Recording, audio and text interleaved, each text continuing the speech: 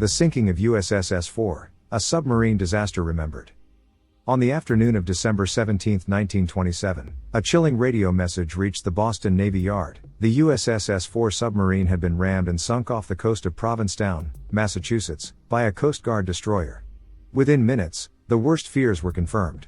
All hands, including 39 crew members and a civilian observer, were lost in this devastating submarine disaster. This tragic incident unfolded as the S-4 was conducting routine periscope depth trials, while the Coast Guard's Paulding patrolled nearby waters.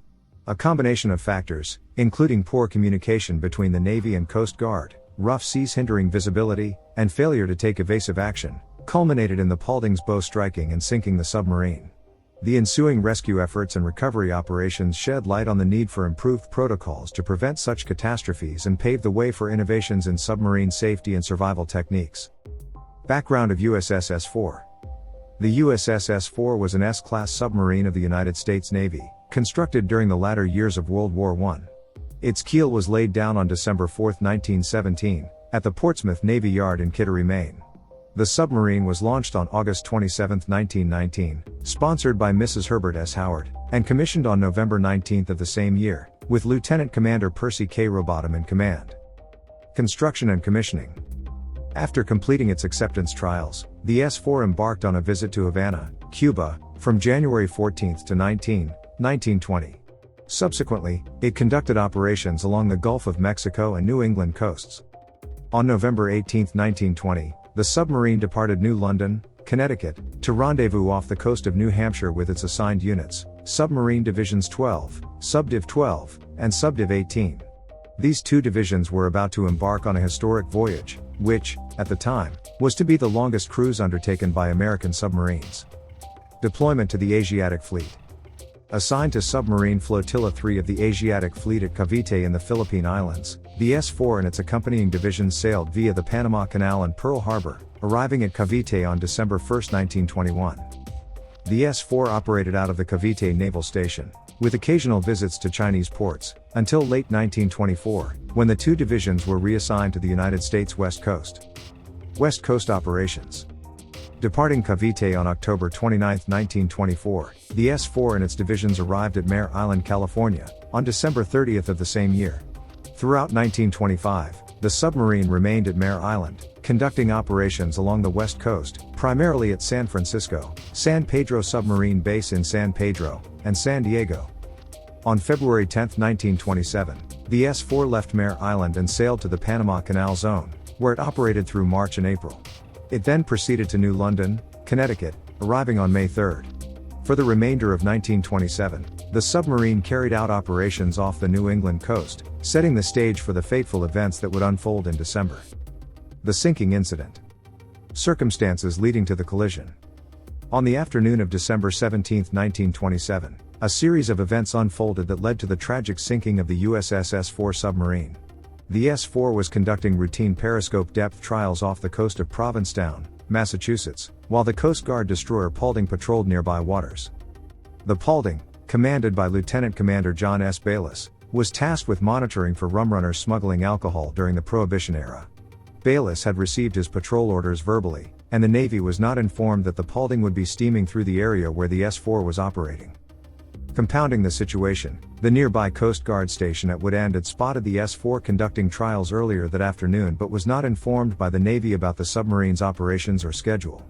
Consequently, the Paulding and the S-4 were unaware of each other's presence in the area. Impact and immediate aftermath. Despite having a sharp and efficient lookout, the choppy seas and wind-whipped whitecaps obscured the telltale wakes of the S-4's periscopes, which were designed to be difficult to detect. The submarine was sighted only 75 yards off the Paulding's port bow and rising fast. Even with immediate corrective measures, including a hard right rudder and backing engines, the collision was inevitable. The Paulding's bow rammed the S-4 just forward of its 4-inch gun on the starboard side, crumpling the destroyer's bow and puncturing the submarine's hull. The S-4 sank immediately with all 40 crew members on board, including 39 sailors and a civilian observer. Despite valiant life-saving efforts by the Paulding's crew, all hands were lost in the tragic incident. Initial rescue efforts. Rescue operations were promptly initiated, led by Rear Admiral Frank Brumby, Captain Ernest J. King, Lieutenant Henry Hartley, and Commander Edward Ellsberg. However, their efforts were hampered by severe weather conditions.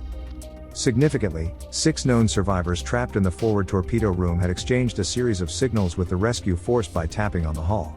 As their oxygen supply dwindled, they sent a Morse-coded message, "Is there any hope?" Captain King's response, composed with determination, was, "There is hope. Everything possible is being done."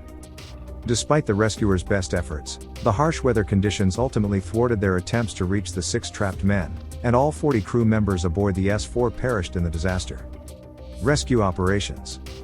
Challenges faced by rescue teams. The rescue efforts to save the crew of the USS S-4 were hindered by severe weather conditions and other challenges. Despite the immediate response from the Navy and Coast Guard, the rough seas and strong winds made the rescue operations extremely difficult. Poor visibility, the choppy waters and wind-whipped whitecaps obscured the telltale wakes of the S-4's periscopes, making it challenging to locate the submarine's exact position. Harsh weather, the rescue teams faced gale-force winds and stormy conditions, which not only hampered visibility but also made it dangerous for divers to enter the water and work on the sunken submarine. Time constraints, with limited oxygen supply inside the submarine, time was of the essence. The crew had only a few days of air, adding immense pressure on the rescue teams to act swiftly. Communication barriers, the lack of communication between the Navy and Coast Guard about their respective operations in the area contributed to the collision and subsequent sinking, complicating the rescue efforts. Communication with trapped survivors. Despite the challenges, the rescue teams managed to establish brief communication with 6 survivors trapped in the forward torpedo room of the S-4. Veteran diver Thomas Eady located the submarine and tapped on the hull, receiving 6 slow taps in reply, indicating the presence of the trapped men. The communication between the rescuers and the survivors was limited to tapping signals on the hull. In a poignant moment, Lieutenant Charles Fitch, one of the trapped survivors, tapped a single word to the rescue vessel S-8, "Hurry." The S-8 responded with a reassuring message, "There is hope. Everything possible is being done." However, as time passed, it became increasingly clear that the chances of survival were dwindling. Unsuccessful rescue attempts. Despite the valiant efforts of the rescue teams, their attempts to reach the trapped survivors were ultimately unsuccessful. The harsh weather conditions and limited resources proved to be insurmountable obstacles. Airline failure. On December 18, diver Fred Michels attempted to connect an airline to the S-4 to provide life-saving fresh air to the trapped crew. However, his own airline became fouled, and he had to be rescued himself by Eady, who was later awarded the Medal of Honor for his bravery. Final communication. On the night of December 19, the Navy Department relayed a message to the trapped crew, informing them that their families were praying for them. The crew responded with 3 short taps, indicating they understood, but it was the last communication received from the S-4. Confirmation of casualties. On December 21, when the weather finally improved, a diver was able to connect an airline to the submarine. However, when he tapped on the hull, there was no response. Air samples taken from the submarine revealed a carbon dioxide level too high for anyone to have survived. Despite the heroic efforts of the rescue teams, the combination of adverse conditions, limited resources, and the rapid depletion of oxygen inside the submarine ultimately led to the tragic loss of all 40 crew members aboard the USS S-4. Recovery and investigation. Salvage operation to raise the submarine. On December 23, 1927, the Navy reported that all the men aboard the S-4 were presumed dead. Despite the tragic loss of life, the recovery of the submarine itself became a priority. Almost 3 months after the sinking, on March 17, 1928, the S-4 was finally raised to the surface using massive pontoons. By that time, divers had already recovered 32 bodies, leaving only 8 remaining inside the submarine's compartments. When the compartment that had sheltered the boat's last survivors was finally opened, a poignant scene unfolded. Lieutenant Charles Fitch was found lying under a workbench, near the starboard torpedo tubes. 2 black spots on the white painted surface indicated where he had hammered out messages for help until the very end. Another paint-free section was discovered on the underside of the torpedo loading hatch, where the metal was thinnest, suggesting the crew's desperate attempts to signal their presence. The wrench Fitch had used to tap the distress signals was found nearby, its sides flattened from prolonged use. 4 of the other men had perished in their bunks, while the 5th was discovered at the foot of the stairway, his left hand tightly grasping the handrail. 1 crew member had the presence of mind to leave a note in his pocket, written on a piece of cardboard with a red crayon, providing an address to which he wished his body to be sent. Court of Inquiry and Findings. While the events that transpired after the sinking are well known, the rescue efforts, the recovery operations, and the public investigations, the findings of those inquiries are less widely discussed. A court of inquiry was convened to examine the circumstances surrounding the tragedy and assign accountability. The court ultimately determined that the primary cause of the delay in reporting the loss of the S-4 and initiating rescue operations was the failure or inability of the ship to transmit a distress message. Additionally, the court found that the failure of any naval activity in Leyte Gulf to inquire about the non-arrival of the S-4 at its estimated time of arrival, ETA, contributed to the delay. Responsibility for the delay in reporting the loss was assigned to Lieutenant Stuart B. Gibson of the U.S. Naval Reserve, who failed to bring the S-4's overdue status to the attention of the port director in Tacloban. Accountability and lessons learned. Beyond the immediate responsibility for the collision, the tragedy had far-reaching lessons for both the Navy and the Coast Guard. Communication between the two services was improved to ensure that they informed each other of their operations when possible, preventing similar tragedies from occurring in the future. Aids to navigation were also updated to reflect current practices, such as the discontinuation of the display of submarine warning flags. Ultimately, blame for the collision, but not guilt, was fixed upon Lieutenant Commander Roy K. Jones of the S-4 for his failure to determine the presence of and steer clear of the Paulding.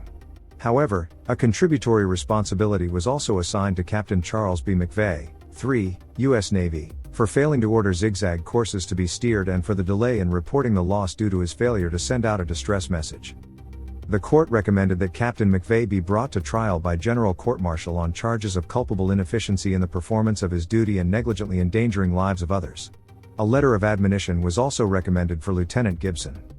While the loss of the S-4 and its crew was a profound tragedy, the lessons learned from this incident helped shape future practices and protocols, ultimately contributing to improved safety and communication in naval operations. Aftermath and legacy. The sinking of the USS S-4 left an indelible mark on the history of the United States Navy and the submarine service. While the loss of 40 lives was a profound tragedy, the aftermath of this disaster paved the way for significant advancements in submarine safety and rescue operations. Memorials and honors for the victims. The memory of the brave crew members who perished aboard the S-4 was honored through various memorials and tributes. In 1928, a monument was erected in Provincetown, Massachusetts, near the site of the sinking, to commemorate the fallen sailors. The monument, which still stands today, serves as a poignant reminder of the sacrifices made by those who served their country at sea. Additionally, the Navy recognized the heroic efforts of diver Thomas Eady, who risked his life in an attempt to rescue the trapped crew members. Eady was awarded the Medal of Honor, the highest military decoration in the United States, for his exceptional bravery and selfless actions during the rescue operations. Innovations in submarine safety. The tragedy of the S-4 highlighted the urgent need for improved safety measures and rescue techniques for submarines. In the aftermath of the sinking, the Navy intensified its efforts to develop new technologies and protocols to enhance the chances of survival for crews in distress. One significant innovation was the creation of the McCann Rescue Chamber, a diving bell designed specifically for submarine rescue operations. This device, along with the Momsen lung, an emergency breathing apparatus, played a crucial role in enabling divers to practice escaping from sunken submarines during training exercises. USS S-4 as a test platform. Even after its tragic sinking, the USS S-4 continued to serve a vital purpose in advancing submarine safety. After being raised and reconditioned in 1928, the submarine was repurposed as a test platform for various rescue and salvage devices, as well as other improvements. The Navy conducted extensive experiments with the S-4, submerging it to depths ranging from 60 to 300 feet off the coast of Key West, Florida. These trials allowed personnel to practice docking the McCann Rescue Chamber with the submarine and test the effectiveness of the Momsen lung in facilitating escapes from the sunken vessel. The lessons learned and the techniques developed through these experiments proved invaluable. In 1939, when the USS Squala submarine sank off the coast of New Hampshire, the knowledge and equipment gained from the S-4 trials played a crucial role in the successful rescue of 33 crew members, a remarkable achievement that demonstrated the progress made in submarine safety. While the loss of the S-4 and its crew was a profound tragedy, their sacrifice ultimately contributed to the development of life-saving technologies and procedures that have made submarine operations safer for generations of submariners.